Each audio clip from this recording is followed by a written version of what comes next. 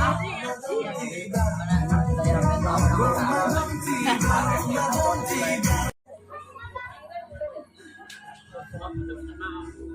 semua adalah pengikut Rasulullah Muhammad SAW yang kita harapkan nanti syafaatnya di yaumul kiamah. Yang pertama adalah pembukaan, yang kedua adalah tilawah Quran, yang ketiga adalah sambutan dari tuan rumah, kemudian yang keempat adalah doa, dan yang kelima tausiah, kemudian yang terakhir adalah penutup. Buka dengan membaca basmalah bersama-sama. Bismillahirrahmanirrahim. Manekung sebentar memohon kepada Allah sesuai dengan kebutuhan panjenengan sedaya. Mudah-mudahan dengan berkah Al-Quran, dengan berkah kita sudah menghatamkan 30 juz, Allah mengijabahi doa kita semuanya. Dan mudah-mudahan Allah juga menjadikan keluarga kita keluarga yang sakinah, penuh dengan ketenteraman, rezeki berlimpah, terus kemudian anak soleh solehah, dan mudah-mudahan persaudaraan ini bisa, yang sedang susah ataupun yang sedang mendapatkan permasalahan hidup, segera diberi kemudahan oleh Allah Subhanahu wa taala. Ala hadhihi niyyah wa ala kulli niyatin shalihah oleh Allah Subhanahu wa taala. Amin. Selanjutnya yaitu tausiah kepada Ustadz Badruddin Muhammad Kadam SPD MPD, waktu dan tempat kami persilakan. Gus ning sedaya rawuh ing mriki dan juga rekan-rekan seperjuangan di Semea 3 Surakarta. Kok kula remen nggih nyebat Semea 3 nggih. Amargi dereng nate ngraosaken Semea. Ngoten niku istilahipun sepertinya istilah yang mengesankan berkata. Alhamdulillahirabbil alamin. Siang menika kita pinaringan sehat walafiat sehingga saged pakepal manunggal wonten dalemipun Pak Bowo, insyaallah kanthi kerawuhanipun kita ing mriki ndadosaken Pak Bowo sekeluarga dan masyarakat sekitarnya barokah fiddin wa dunya wal akhirah. Amin Allahumma amin. Ibu bapak rahimakumullah, saderengipun kula matur, kula badhe tanglet niki Syawal, biasinipun Syawal niku pundi-pundi wonten momentum halal bihalal. Lah niki nggih Syawal, saenipun niki kula matur niki nyerempet halal bihalal apa halal bihalal mboten usah mawon pun apal, lajeng sanesipun. Kula niki ra dibingung niki wau. Ribut Pak Ustaz. Oh, siap. Alhamdulillahirabbil alamin. Nyuwun izin bismillahirrahmanirrahim. Ibu bapak rahimakumullah. Kersanipun ngiras pantes ugi menika tasih wulan Syawal kaula badhe ngaturaken kalih bab. Mugi-mugi ingkang sekedhik menika mangke saged manfaat agem kita. Amin Allahumma amin. Ingkang sepisan Allah Subhanahu wa taala ngendika a'udzubillahi minasyaitonir rajim. Bismillahirrahmanirrahim. Wasari'u ila maghfiratin mir rabbikum wa jannatin 'arduhas samawati wal ardu u'iddat lil muttaqin. Alladzina yunfiquna fis sarra'i wad dharra'i wal kaziminal ghaidha wal 'afina 'anil nas wallahu yuhibbul muhsinin. Shadaqallahul azim. Ringkesipun ibu bapak rahimakumullah, ayat menika memberikan motivasi besar kepada kita semuanya untuk mengejar, yaitu rahmat, karunia, anugerah Allah Subhanahu wa taala berupa surga yang luasnya seluas langit dan bumi. Anehipun kita itu kadang-kadang radi mboten greget amargi napa pangapunten swarga neraka niku dereng ketinggal. Nek sampun ketinggal niku nggih gagi-gagi. Ngapunten misalipun diaturi milih nembe masak goreng tempe, lajeng tiba-tiba ditelepon saking kecamatan, "Bu, jenengan angsal BLT." "Apa iya to Mas?" "Nggih." "Piro jare?" "Gangsal 100.000 niku Bu. Niki dibatasi jam 12 kedah mendhet yen mboten hangus." Kinten-kinten lanjut masak goreng tempe sak matenge napa dipateni kompore langsung ngojek teng kecamatan. Kompore ora pateni. Kompore pun sing pateni ya, mungkin menurut sing enggal. Niki amargi jelas gamblang, duitnya cetha, nominalnya jelas, tapi surga neraka niku kita masih belum tahu. Maka dari itu banyak dari kita termasuk kula pribadi nggih kadang kala istighfar jeru amargi kula mboten tenanan manembah dening Allah Subhanahu wa taala. Astagfirullahalazim.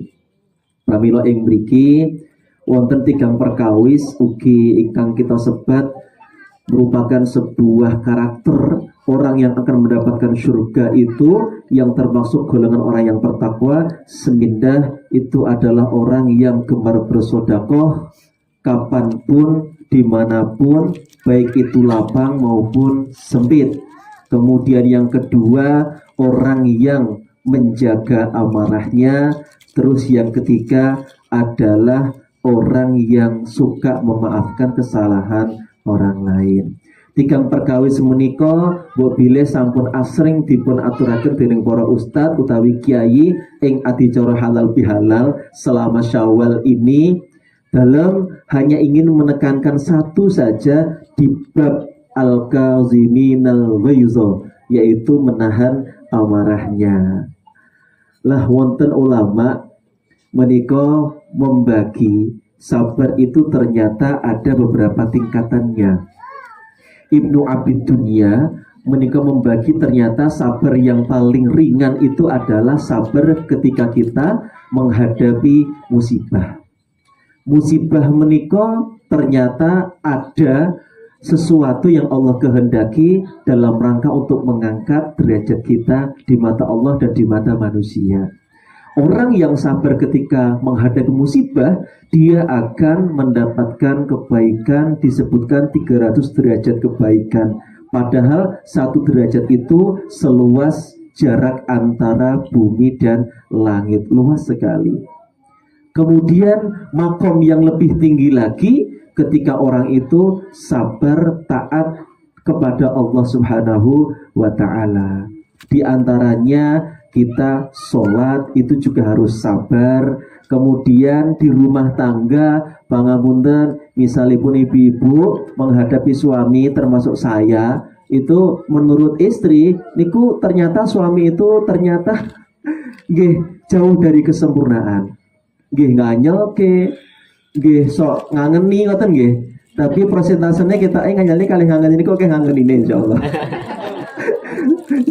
Tapi seperti itu, pramila ibu-ibu menika menawi sabar menghadapi suami ternyata itu juga termasuk ketaatan yang sangat besar keutamaannya. Ugi ternyata ada sabar yang paling tinggi makomnya itu adalah sabar kita dalam menghindari yang namanya kemaksiatan. Maka Allah akan berikan derajat ataupun juga pahala yang sangat luar biasa. Ibu bapak rahimakumullah, karena sabar itu sangat penting untuk kita resapi maknanya, kemudian kita implementasikan dalam kehidupan sehari-hari, maka ayat Al-Quran pun juga menyebutkan bahwa orang yang beriman diberitakan untuk isbiru, bersabar. Setelah itu lanjut juga sobiru. Satu ayat itu ada 2 perintah. Ya ayyuhalladzina amanusbiru wasobiru. Pun sabar tapi ditambahi meleh sabare terusno. Karena sabar itu ternyata tidak ada batasnya. Ibu-ibu kinten-kinten sabar itu kan batasnya betul Bu.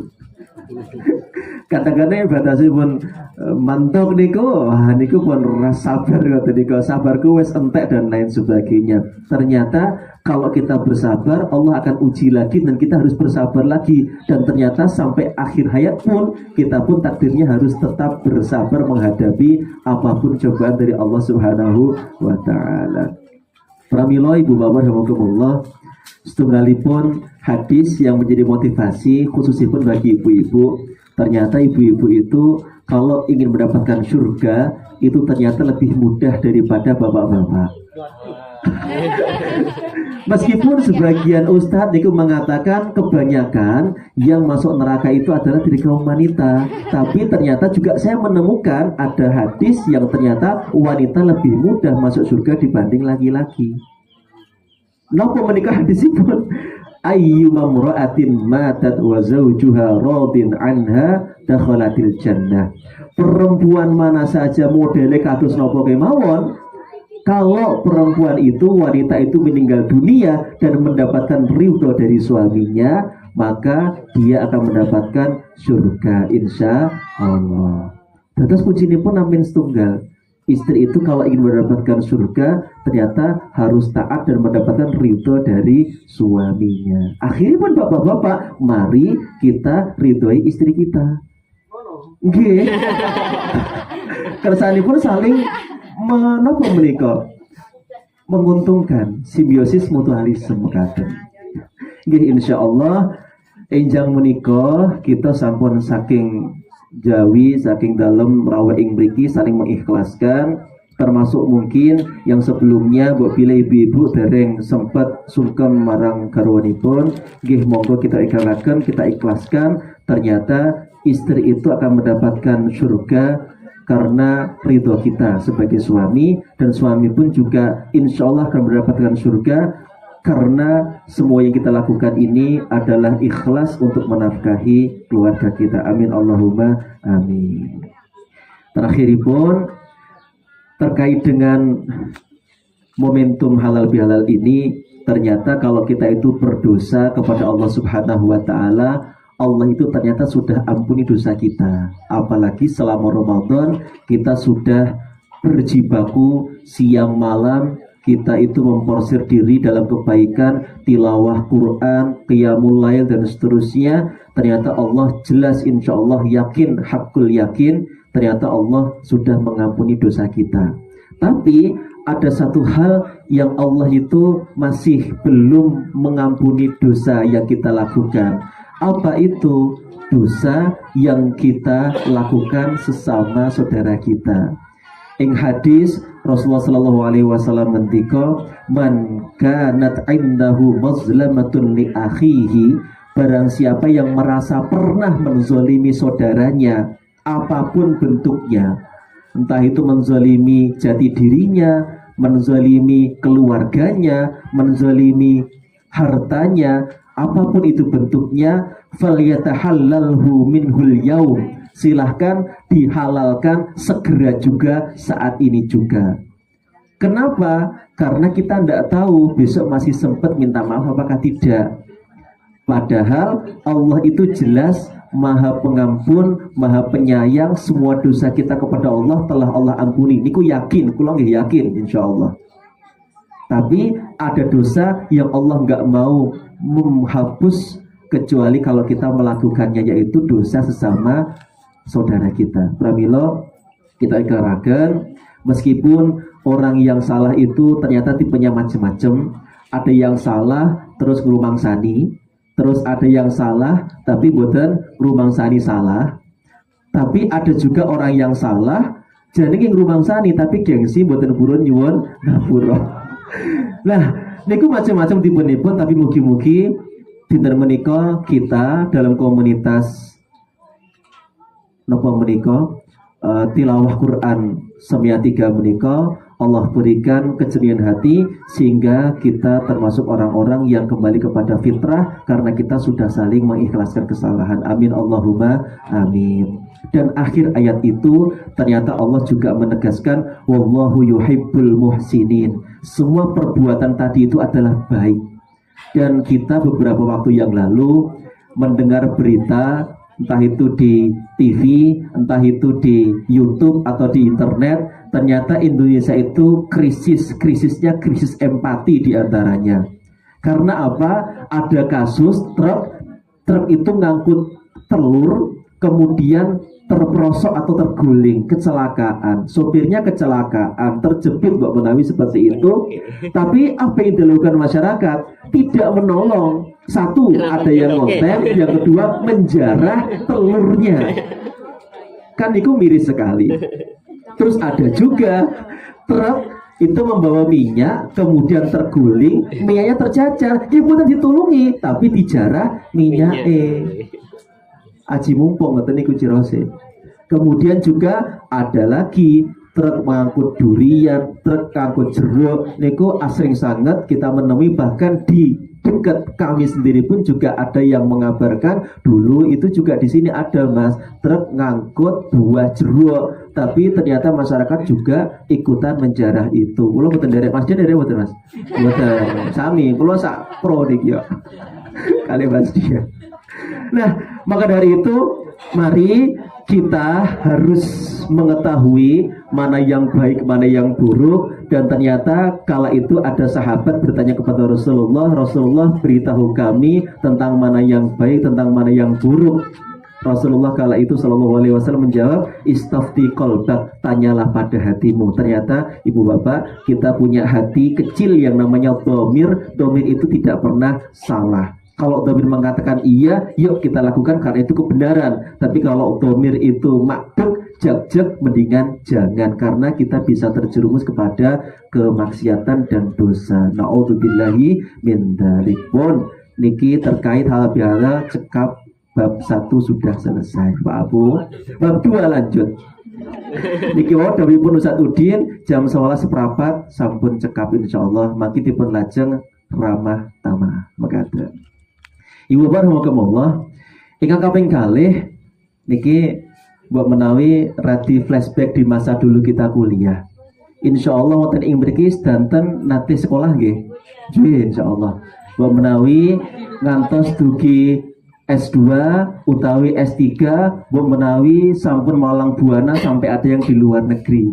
Sensei rumiyin datang budi sensei. Jepang nggih sensei.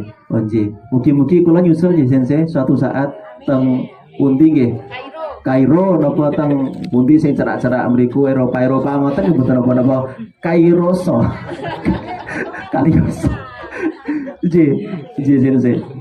Nah, rumiyin niku ada niki akan masuk kepada pembahasan Quran, tapi kita sedikit gaya. Gaya ini pun apa? Nggih mengingat-ingat materi dulu saat kita belajar. Ibu bapak Bu Nawi tidak asing dengan materi namanya filsafat, ilmu.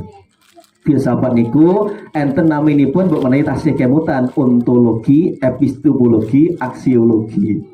Nah niku ingkang membahas tentang sesuatu yang ada, niku ontologi.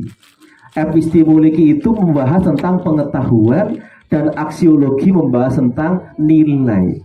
Lah, Quran itu ternyata juga perlu kita ketahui, kita tafsirkan, dan tafsir sendiri itu juga bisa dikaji isinya melalui epistemologi ataupun juga teori pengetahuannya.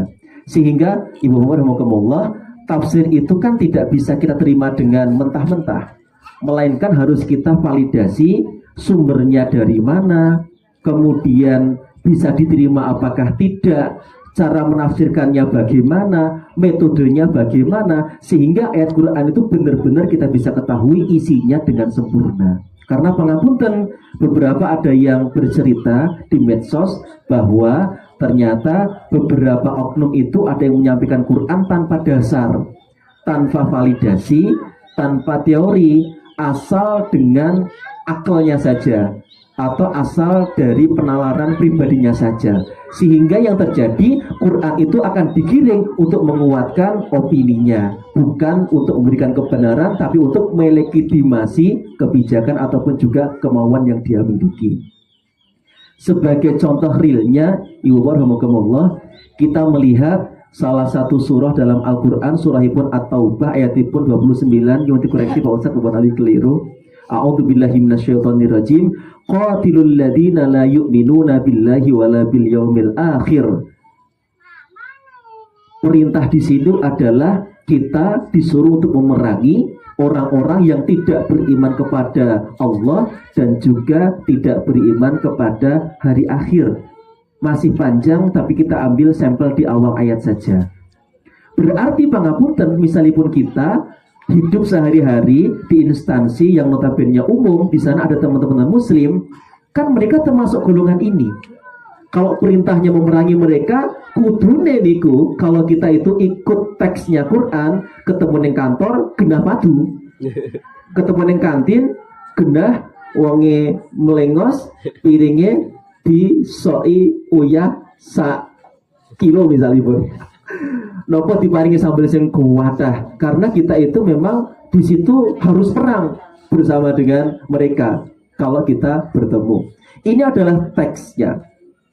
Ataupun juga ada satu ayat lagi yang ibu-ibu kalau ayat ini diangkat atau disampaikan oleh para ustadz niku rodok sensi. Napa niku di surah An-Nisa ayat 32 sekawan. A'udzubillahi minasyaitonirrajim. Bismillahirrahmanirrahim. Ar-rijalu qawwamuna 'alan nisa'i bima faddalallahu ba'duhum 'ala ba'din wa bima anfaqu min amwalihim. Ternyata ayat ini menjelaskan bahwa laki-laki itu adalah pemimpin bagi perempuan, karena laki-laki punya kelebihan, baik itu terkait dengan harta dan juga terkait tentang kemampuannya. Seperti itu. Pramila ibu bapak rahimakumullah, ayat-ayat demikian kalau kita berbicara tentang tafsir, karena kita adalah insya Allah ini ahlul Quran, setiap hari ngaji, ketahipun bukan ngaji tok, tapi kita kedah mendalami isi Al-Quran. Kalau kita secara tekstual membahas atau mengkaji Quran atau memaknai dengan cara seperti itu, maka kita akan menjadi tajamudul fikr, akan stagnan, pikirannya stagnasi, akhirnya saklek, keras, dan akhirnya kita tidak bisa menunjukkan diri sebagai seorang muslim yang rahmatan lil alamin. Sehingga ibu bapak rahimakumullah, di ayat yang kedua tadi itu terkait dengan ar-rijal qawwamuna 'alan nisa, buat menawi ibu-ibu, bapak-bapak, nanti mengertosi ada yang sempat membahas terkait dengan patriarki. Patriarki itu apa ibu bapak? Seorang laki-laki itu dianggap super, dianggap utama, dianggap lebih daripada perempuan. Kemudian di situ ada inggih bapak dari akhir kisah akan JJ, Assalamualaikum warahmatullahi wabarakatuh. Atas. Alhamdulillah.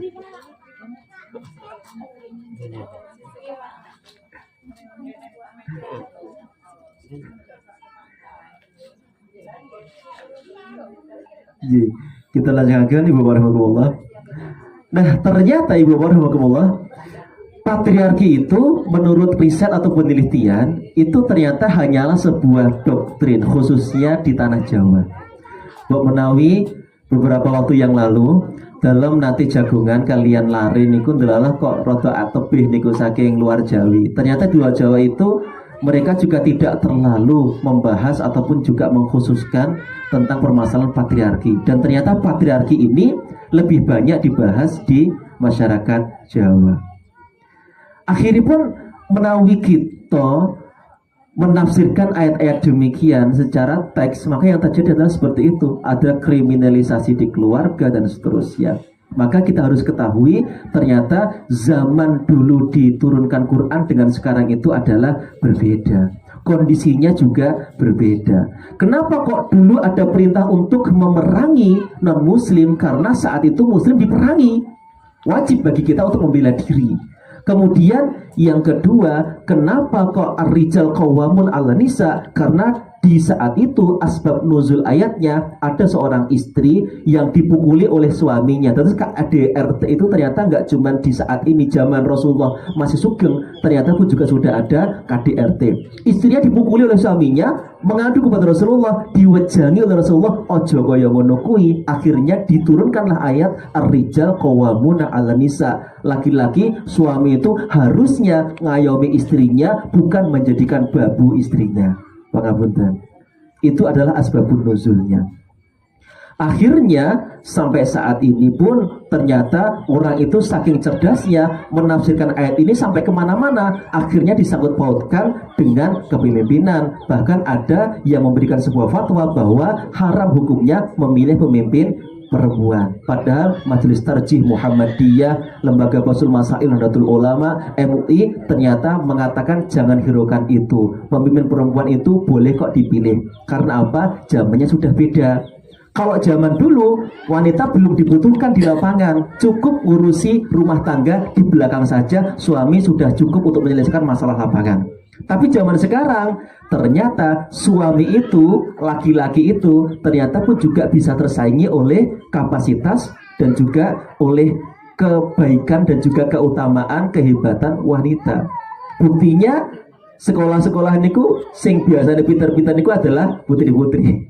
Bapak ibu guru niki yang di prosentase untuk SMK 6 Mbak Menawi nggih. Nek mboten kelentu niku ternyata masih banyak ibu-ibunya.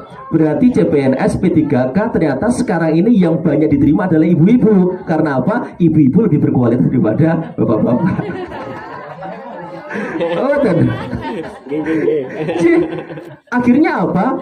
Sekarang ini pemimpin itu perempuan juga bisa. Mereka juga bisa mengatasi itu semuanya. Kalau ada yang mengatakan, "Lah nanti kalau hamil gimana?" Ada win-win solution, ada plan B, C dan seterusnya. Undang-undang pun juga sudah mengatur tentang cuti hamil dan seterusnya. Maka ulama mengatakan tidak masalah kalau perempuan sekarang jadi pemimpin. Karena apa? Hitopnya, konteksnya itu sudah berbeda. Dakwah pun juga ternyata harus seperti itu. Non-muslim itu kenapa dulu harus kita perangi? Karena saat itu Islam kita pun juga ditindas oleh non-muslim saat itu. Pramila Ibu Barahmukumullah, sampai akhirnya saking Nabi pun juga ternyata sudah memahami ini sebelum kita itu tahu. Dan Nabi adalah Sallallahu Alaihi Wasallam contoh suami yang terbaik. Di suatu ketika Aisyah radhiyallahu anha itu menyampaikan sebuah cerita tentang Rasulullah karena fi mihnati ahlihi fa idza hadaratis shalah qama ila shalah. Nabi sallallahu alaihi wasallam itu ternyata juga suka bantu-bantu kerjaan istrinya di rumah. Kalau terdengar azan berkumandang, beliau akhirnya bergegas untuk pergi sholat. Akhirnya ulama pun juga sepakat bahwa ternyata suami itu tidak anti kalau ikut ngerjakan kerjaan rumah tangga. Bahkan ada yang mengatakan rumah tangga itu sebenarnya itu adalah kerjaan tanggung jawab suami. Istri itu tugasnya adalah taat kepada suami, bukan istri tugasnya adalah menyelesaikan semua beban rumah tangga di bawah intimidasi suami. Nah, kemudian kalau suami itu juga kadang ngapunten melu umbah-umbah, isah-isah, ternyata itu pahalanya sangat luar biasa. Dan kita kembali kepada doktrin Jawa, Mbok Menawi nate mangertosi, Mas, mosok sampeyan jemuri klambi ning arep omah, lah bojomu ning ndi? Mas, mosok isah-isah ora patut dan seterusnya. Itu ternyata pangapunten adalah doktrin dari patriarki yang biasa kita temukan di tanah Jawa ini. Dan ternyata Islam itu ternyata tidak pernah mengajarkan patriarki, justru Islam itu mengajarkan tentang persamaan atau kesetaraan gender antara laki-laki dan perempuan. Agama yang patriarki gak ada, justru non-muslim itu patriarki. Di Inggris itu cewek gak bisa nyoblos. Amerika belum lama ini boleh nyoblos, tapi dulu yang boleh nyoblos adalah hanya laki-laki. Di Islam sama sekali tidak pernah membeda-bedakan, karena hak laki-laki perempuan di mata Allah adalah sama. As-sabirun, as-sabirat, al-mu'minun, al-mu'minat, dan seterusnya. Semua Allah berikan surga manakala mereka beriman bertakwa kepada Allah Subhanahu wa ta'ala. Pramila sepindah malih, tanpa kita kritis dalam menafsirkan Al-Quran, kita akan jadi yang namanya tajamudul fikr, stagnasi pemikiran. Tafsir itu ternyata bukanlah sebuah produk yang baku, tapi menurut ulama ahli tafsir, ternyata tafsir Quran itu adalah sebuah proses yang dia akan bisa berubah menjadi lebih baik lagi. Sehingga kalau kita itu mengutip dari sebuah teori yang dicanangkan oleh Fazlur Rahman, beliau itu orang Pakistan, wafat tahun 1988. Ternyata mereka itu yakin bahwa semakin kesini itu para mufasir itu semakin kritis, semakin baik, justru Quran itu dia akan semakin terlihat kebenarannya. Mereka punya sebuah slogan, Al-Qur'anu sholihun likulli zamanin wa makanin. Quran itu akan selalu benar kapanpun, dimanapun. Dan dalam rangka untuk membangun dan memunculkan kebenaran Quran itu, ada sebuah teori namanya adalah hermeneutik double movement punya Fazlur Rahman. Beliau mengatakan bahwa kalau kita mengkaji tafsir itu diibaratkan from the present situation, saat ini kita punya masalah, punya keadaan, Kemudian keadaan itu kita bawa to Quranic times, kembali kepada kapan Quran itu diturunkan. Lihat asbabun nuzulnya. Then back to the present. Kemudian kembali ke sekarang. Jadi ada gerakan ganda. Kalau pengen mengetahui Quran, kita harus mundur dulu, lihat asbabun nuzulnya, bagaimana aslinya, bagaimana Allah inginkan dalam ayat itu. Kemudian kita kembali ke zaman sekarang, sehingga Quran itu benar-benar bisa menyelesaikan problematika zaman kapanpun dan juga dimanapun. Sehingga Bapak Ibu jazakumullah, kita harus mengerti dan mengetahui bahwa ternyata Quran itu adalah kitab yang benar. Quran itu adalah kitab yang akan selalu kita jadikan pedoman kapanpun dimanapun. Kalau orang itu sempat mengatakan auzubillah, Quran itu tidak layak lagi menjadi pedoman saat ini karena sudah tidak bisa menyelesaikan problematika zaman dan seterusnya, karena sudah berbeda, dan akhirnya mereka meninggalkan Al-Quran atau mencari pedoman yang lainnya, auzubillah, maka itu adalah keliru. Karena Quran itu ternyata teksnya itu adalah statis, tapi tafsirannya maknanya adalah dinamis. Sampai kapanpun Al-Fatihah ngoten kemawon, Al-Baqarah isinya itu saja. Tapi nanti ke depan semakin zaman berubah, ternyata kemungkinan ada penafsiran yang berbeda, dan kita harus menerima itu. Karena kalau nggak demikian Quran akan ditinggal. Dan cara kita untuk membawa Quran ke masa kini dan masa depan adalah dengan merekonstruksi tafsirnya dan menerima tafsiran-tafsiran Quran yang mungkin berbeda dengan tafsir pelik yang dulu pernah kita pelajari. Alhamdulillah, mari dari komunitas ini kita sedikit untuk naik kelas. Kalau biasanya komunitas ngaji itu hanya ngaji saja, syukur-syukur ada naik tingkat ke ngafalnya saja, tapi ternyata kita juga perlu belajar ilmu yang lebih penting, yaitu kita harus pahami tafsiran Quran dengan kritis. Karena muspro kalau kita ngafal Quran, baca Quran, deres dan seterusnya, tapi kita nggak bisa mengambil ruh dari Quran, dan akhirnya kita bubrah, tidak bisa menyelesaikan masalah pribadi, padahal kita adalah ahlul Quran. Makanya seharusnya orang yang cinta Quran, dia itu juga suka membaca Quran, yang ngafal Quran, yang memahami tafsirnya. Kalau sudah benar-benar menyatu dengan dirinya pun tidak ada masalah yang berarti di dunia ini. Pun isinya alhamdulillah, alhamdulillah, adem, ayam, tentrem sampai akhirat. Amin Allahumma amin. Jadi ibu bapak rahimakumullah, buat menawi mekaten kang saged kula teraken pas jam 11 seprapat, akhiripun ilmu Quran itu ternyata sangat luas. Tidak hanya sekedar membaca Quran, mempelajari tajwidnya, ternyata di sana ada asbabun nuzul, ada makiyah madaniyah, nasih mansuh, ada tafsir kontemporer, ada ulama kontemporer dan seterusnya. Dan akhirnya kita harus semangat, ingat bahwa Allah juga merestui, meridhai orang yang cinta dengan Quran, bahkan akan memberikan syafaat. Bahkan Rasulullah pun juga memberikan motivasi kepada kita, khairukum man ta'allamal Quran wa 'allamahu. Mugi-mugi kang saged menika wonten manfaatipun. Kira-kira pun SD itu nyuwun pangapunten sangat saking Bapak Ibu dalam ing mriki namung didhawuhi, mugi-mugi sekedhik napa menika cerita utawi curhatan kula menika saged wonten manfaatipun kagem kula piyambak, menawi ibu bapak juga memanfaatkannya, alhamdulillah kita bisa gunakan bersama-sama untuk kebaikan kita di masa mendatang. Amin ya rabbal alamin. Kalian punya pangapunten, wallahul muwaffiq ila thoriq. Wassalamualaikum warahmatullahi wabarakatuh. Waalaikumsalam warahmatullahi wabarakatuh. Untuk selanjutnya yaitu acara ramah tamah. Bagaimana? Pertama-tama itu untuk menjaga ukhuwah kita itu waktu itu saya burung kalau nggak salah dengan Bu Nani itu masih belum pensiun, tapi kita sempat ngobrol, ayo bareng-bareng, akhirnya terbentuklah. Itu juga ditawarkan begitu, siapa yang ingin gabung, kalau tidak salah seperti itu. Kemudian banyak yang bergabung. Terus ada wacana piye nek misalnya temu darat seperti itu, akhirnya terbagilah menjadi 4 kelompok.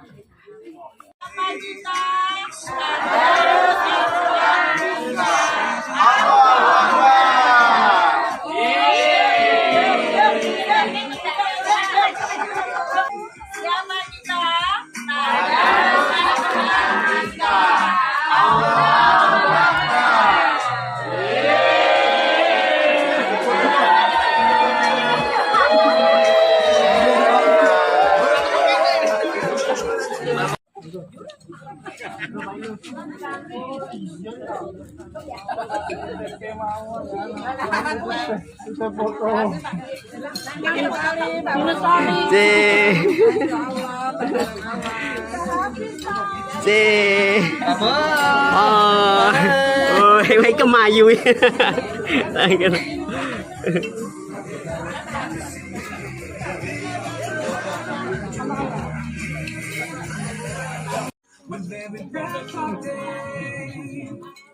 Munjunge wis ra ketok iki munjunge. Pak.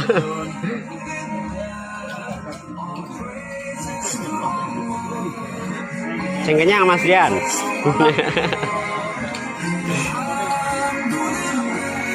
Pak Wid, ya, siap.